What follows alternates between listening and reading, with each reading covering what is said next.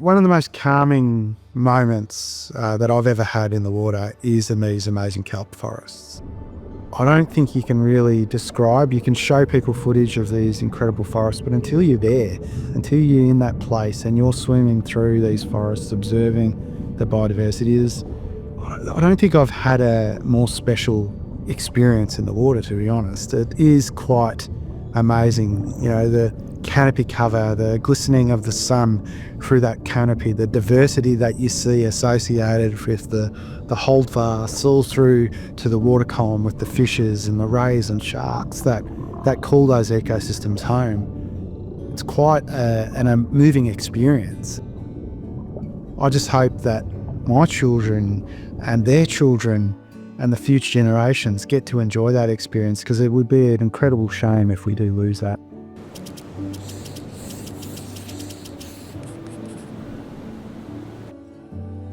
That's Lonsdale Reef, and the Pean Reef is over there, and the kelp was on the Queenscliff Port Lonsdale side in the bight. For centuries, the giant kelp forests along Victoria's coastline stood tall, a symbol of underwater ecosystem teeming with life. But over time, these forests have been disappearing, and the once vibrant underwater landscapes have largely faded away. Yet the stories remain, and efforts to restore this natural wonder are underway. It was like a tea tree forest, but kelp underwater. Not all that thick, but a lot of strands in each stalk. As far as you could see, it's like it was just all standing up like a forest. Snook and leather jackets, wrasse, blue devilfish, kelpies and butterfish. Alan Farmer, born in 1947, grew up diving in the waters around Port Phillip Bay. His memories speak to an era when the kelp forests were not just thriving, but integral to life on the coast. We'd launch from Queenscliff, usually go out through the heads down to the east, down towards Cape Shank, cray diving early on probably, getting a feed of abs and periwinkles, sea urchins, do a bit of fishing as well, and then we'd come back.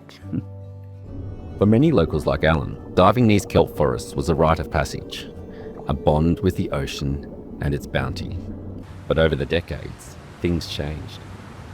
It wasn't something we sort of consciously noticed, but then a few years later we thought, there's no kelp coming to the surface anymore. I reckon they probably disappeared early 80s, I reckon. I grew up on Cape Otway diving for crayfish and abalone, and so I had a fair bit of experience in some of the bays crawling through giant kelp, I guess, looking for crays in a couple of the places where it grew pretty thick. I spent a bit of time away from the Otways when I was studying, etc., and came back with a bit of a 10-year gap. In places around Crayfish Bay under the lighthouse, I was surprised to find very little giant kelp. It had completely changed it, and I wasn't really diving to look for giant kelp. It sort of just twigged to me how different some of the places where I used to expect to force my way through giant kelp forests, it was just completely open. The spots that we know there was kelp beds, giant kelp in the 90s, and through extensive dive surveys since then, we haven't seen them come back. Are these plants on the edge? And I think in a lot of areas potentially they are. So it's really important to act now and to see what we can do to understand, are we looking at a subspecies or a genetic selection for more tolerant to warmer conditions? What are the opportunities that could potentially be lost if we don't act now?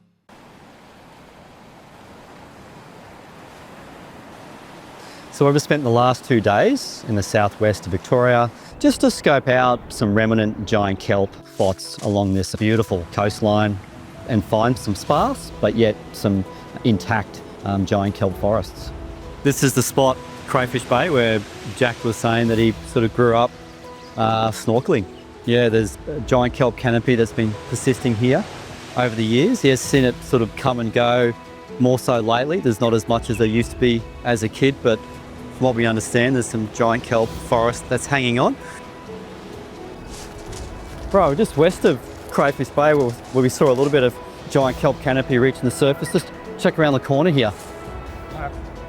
Oh, have a look at that. Check that out. That is giant kelp, isn't it? Yeah, totally. Yeah, you can see the canopy extending from here right through that little cove down there. Definitely got to get in the water and check that out. Simon Brannigan, a marine restoration manager with the Nature Conservancy Australia, has been working to track and restore what remains of the kelp forests. The cover and abundance of giant kelp has been disappearing over the years from climate change, trophic cascades and catchment of coast type pressures.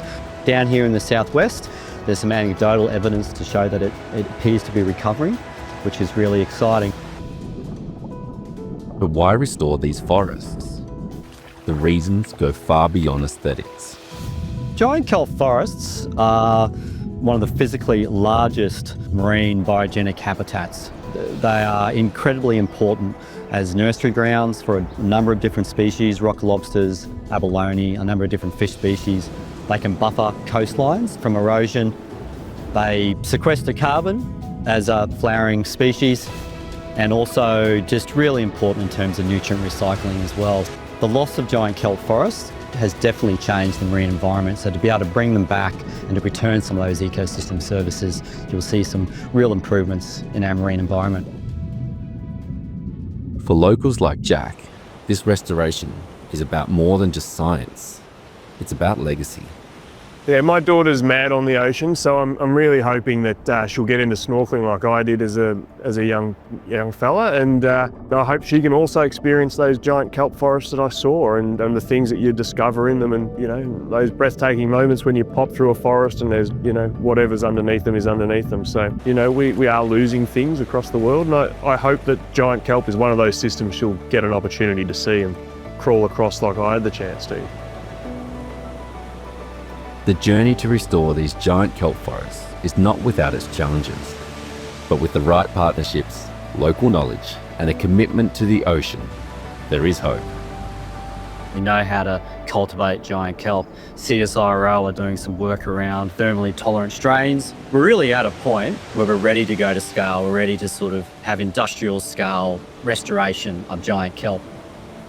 These ecosystems have nowhere to go.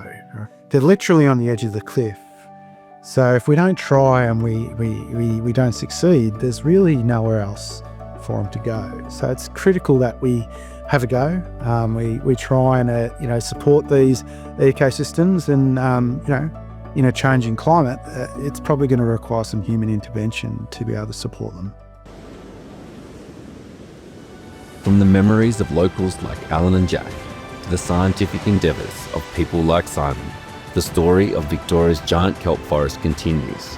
And perhaps one day soon, these underwater forests will once again stand tall, swaying gently with the currents, a beacon of resilience and recovery. It seemed to be really calm in there because all the kelp was just slack water, all just standing straight up. And the fish were just sort of getting out the stalks. It was nice.